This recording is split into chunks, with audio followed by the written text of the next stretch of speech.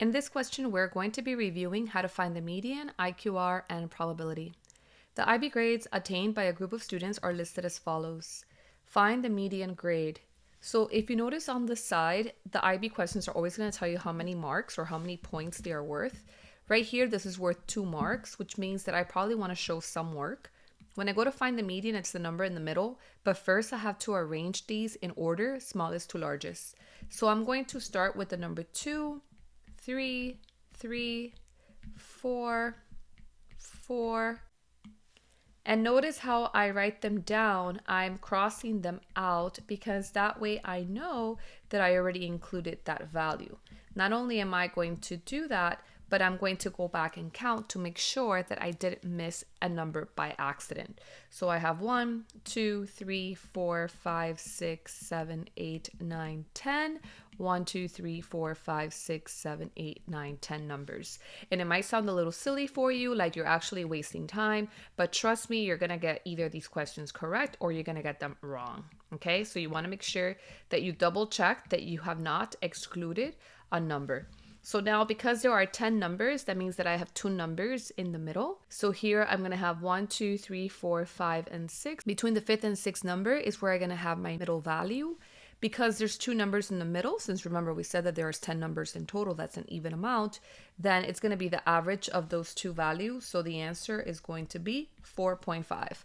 One of the things that I can do is very easily put this into my calculator. It's also going to be the easiest way for me to figure out the interquartile range. So I'm going to go ahead and go to the calculator and I'm going to input the data exactly the way I see it without arranging it in order. This is simply an online calculator. I went online to Google and I searched for a free online TI-84 plus graphing calculator. So if you don't have a calculator available to you, you can still practice with the graphing calculator by finding one online. Right now in the calculator, I'm going to go to Stat.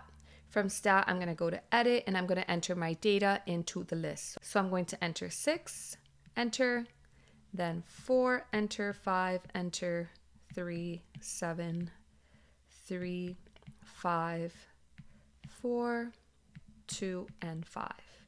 And just like before, I want to make sure that I have included all 10 numbers. So right here, notice right below the number 5, there's a dashed line, and then there's a space where it says L111. That means that the calculator is ready to receive the 11th number in list 1. What does that tell me? That I have put in 10 numbers. So always take a double take to make sure that you have inputted the values correctly. Now I go Stat Calc, 1 variable statistic, list 1. There's no frequency list right now. And I press calculate. So very easily when I scroll down, the calculator is going to give me the median, which we also found by hand, and we got 4.5. And it's giving me the quartiles, which are 3 and 5. So I go back to the problem. I know that I'm confident that the answer for part A is 4.5 because it was also verified by the calculator. Now where it says to calculate the interquartile range, that is your IQR. IQR, the formula is simply going to be Q3 minus Q1. I want you to write down that formula for the exam. I know that it's a very easy formula. You're going to see that they do actually give you the interquartile range formula. It's the very first one at the top.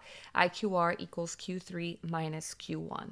Now I'm going to substitute into the formula. If you remember, our calculator gave us Q3 and Q1. The values were 5 and 3. Q3 is 5, Q1 is 3. 5 minus 3 equals 2. So the calculator does not give you IQR. However, it gives you Q3 and Q1. And all you have to do is copy down the formula and then show your work for your answer.